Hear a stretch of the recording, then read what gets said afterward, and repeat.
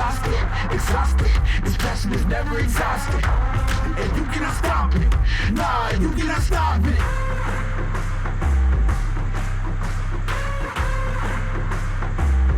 Quitting was never an option. And you cannot stop it. Nah, you cannot stop it. We go inside the Great Pyramid, and we, for example, the subterranean shaft. When you look up from the subterranean shaft, you see that the shaft is cut through solid blocks all the way to the surface, right? And I'm thinking, if you're building this structure out of this solid stone, and you can't build the shaft at the same time that you're building this, because even the blocks are cut in an angle. You can see the perfect cut, the perfect angle going right down in. Is that a 65-degree angle? I don't know what angle that is. I think 31 degrees. 31, okay.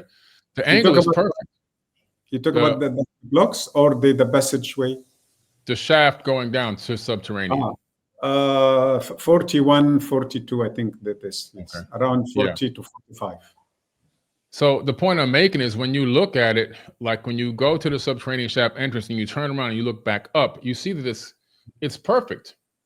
And you have to say, all of these shafts, if they could, it looks like you can't build it when you're building the pyramid. You can't cut them while you're building the pyramid, because you cut them, it seems like they're all cut after the pyramid was completed or something. I mean, what tool can cut through that much stone? And what about excavating all the debris? Does the debris vanish? Does it disintegrate? I mean, the technology, the understanding that they had, it still, I scratch my head every time I see it. You know, it doesn't make any sense. Exactly. And as I told, yes, this example is very interesting that, yes, it is, when you go from inside the Great Pyramid, I think the first 15 meters is inside the building itself. And then all the way, maybe more than 50 meters, it is cut into the bedrock. Yes. Okay. Yes, a very good cut, the square cut. Okay. Yeah. And then when you go, the room under the Great Pyramid is a huge room. Okay. And as you said, yes, they are telling us they have the ability to do it. But unfortunately, we use some excuses like the shape is not perfect, it is unfinished, it is not completed, it is dead end. No, these are excuses because we don't know what is going on. But when we use other examples like the shaft under Saqqara pyramid, and then there is a twin shaft, we call it the southern tomb, and there is a similar shaft called the Persian shaft. And there is so many in Saqqara and so many in Giza also. So all are leading to this fact, yes, there are more under the ground. If this is what we can see above the ground, no, there are much more under the ground. And yes, they are connected. Somehow they are connected, because it doesn't make sense that they are all individual shafts. Right. And the Osirian shaft is a very good example for this. It's a perfect cut, and then there is a kind of a station, or the first floor, and then the second, the third. It looks like a perfect machine stand. You know, if you put big pieces of an engine or some kind of machine, it will work perfectly. And the last part will be the long part of the machine, where you have this movement, like this bar connected with the wheel of the car. So the two stations for the engine, and then the long shaft is for the movement, or the striation, the steering, or the movement, the result. You get there at the top, the movement, the circulation. Right. So some type of a tool. Yes. Yeah. And everyone who saw the details of the SAR scan and has an idea about the Osiris shaft will make connections immediately. Maybe people who don't know about the Osiris shaft will say, oh, wow, this is great discovery, and they will be attracted by the discovery itself. But the other people who had this information about the Osiris shaft and the rest of the shafts will immediately say, this is a new section of the story. It is not a new story. No, it's a new part of the story. And there are more parts, by the way, are not discovered yet, but it will be discovered. Right, right. Absolutely. Yeah, this is incredible. Everyone, if y'all are listening right now, we're talking about the discovery at the Great Pyramid. I'm going to pull up some images here real quick. So we're looking at part of the scan here, showing these huge columns going down deep beneath the earth. And they go into these gigantic boxes.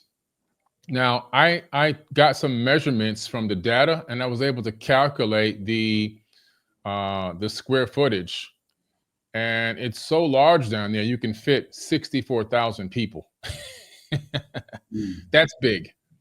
That's massive. 64,000 people can fit down here in that opening beneath. And now what's crazy is these things are going down 2 kilometers. And I'm just wondering if these are solid one-piece columns or if they're, stacked columns to make it look like one piece. If these are one-piece columns, then this is out of this world. I mean, because you're talking about something that would be almost 2 miles long or whatever by itself, one solid piece. We don't know yet. We don't know if they're stacked, if they're kind of, built in stages. We don't really know. But regardless, this is astounding. The fact that this is beneath the pyramids at Giza, and this is just one part of a much bigger story. And we've been posting this meme for so many years, right? And it turned out to be true. It's like it's in our consciousness. The first picture came to my mind when I saw the scan result. Yeah. It's crazy. And just take a look at this, Muhammad. Okay, you see the Great Pyramid on the left, right? Yes. To scale against some of the tallest buildings that we have in the world. We see the Burj Khalifa on the far right. Now, I've been to the very, very top of the Burj Khalifa. And when you look out, you're looking down, everything, even the skyscrapers look like ants. And this makes everything look small, right? But then look at this. This is the Burj Khalifa. Now, based on the measurements of what they discovered in this scan, this is how it measures up to what's beneath the pyramids. This is crazy. You can probably fit 10 of these Burj Khalifas underneath that if you stack them side by side and put them on top of each other. Right. And the amount of work, labor, technology, engineering, and resources it took to build the Burj Khalifa, now take that back thousands of years ago and then try to duplicate that here. I'm just saying, I mean, we're missing something technological, like you always say, Muhammad, is missing from the puzzle. We don't really understand how advanced these people were, and they were using machines, sophisticated machines to do this kind of work. Don't you agree? Exactly. The level of technology here is beyond our imagination. Yeah. I remember Christopher Dunn was telling me, Mohammed, be careful when we talk about the technology we have. But I agree with you that, yes, there are so many things now can be explained because of the level of technology we have. And that's why we understand the challenges of doing these things, okay, because we have this kind of technology. But there are some other projects and sophisticated designs. We don't know how it was done because we don't have a similar tool to do it. Right. That is our problem. That thinking of doing the 2 miles pillar or even a hollow pillar, we don't have this technology to do it. At least to be fair, to do it easy. This is a lifetime project. If we will think we can do something like this, okay? This is crazy. And this is the biggest discovery, and this is the biggest discovery in modern in recorded human history. I agree with you. Yeah. And you know what? I think that the pieces of the puzzles are trying to show itself to us one after the other. I don't remember how many years ago, I think 2 years ago, when the second entrance was revealed inside the Great Pyramid. Remember that the one above the original entrance. Yeah. But do you agree with me? Is it very strange that there are a few discoveries, and so far we don't get final result of the research or what is going on? Like this second entrance inside the Great Pyramid. What is the story? Did they send a small camera? Did they send a robot? Did they do any? We don't know anything. Yeah. Okay, They just keep it secret.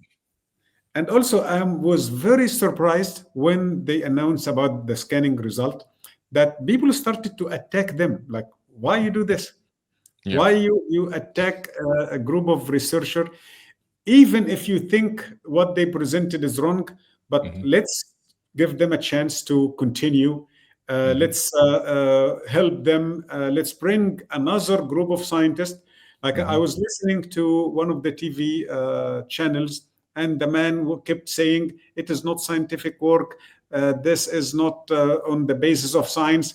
And he is not a scientist. This man is far away from science. So how come you keep using this word scientific and science?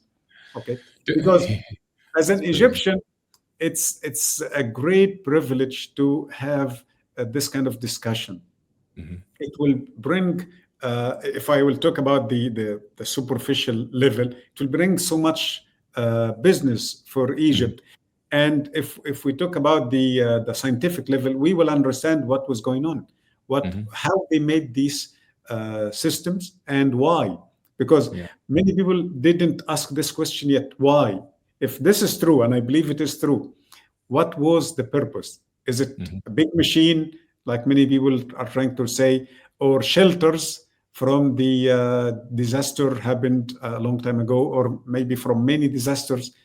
Okay.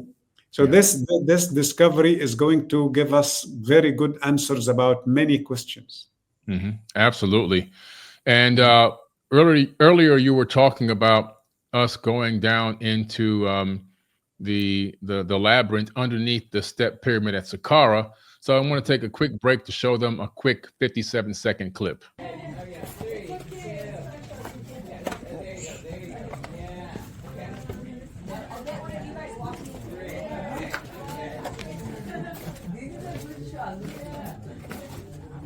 Wash your head. Yeah, I'm a duck.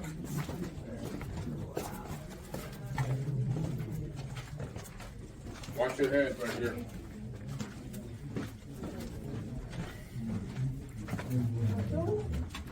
Yeah, I'm too small. I don't have that much. Same.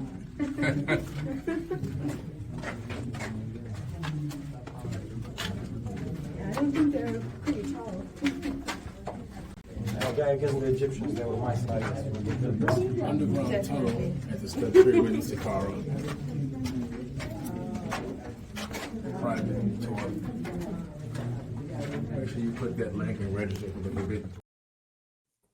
Yeah, so that's just a short clip. Obviously, we kept walking and going down more than walking and going down, and just kept going down. And I go, wow, this is crazy. I remember I was with your son and my wife, and we got lost trying to come out one year.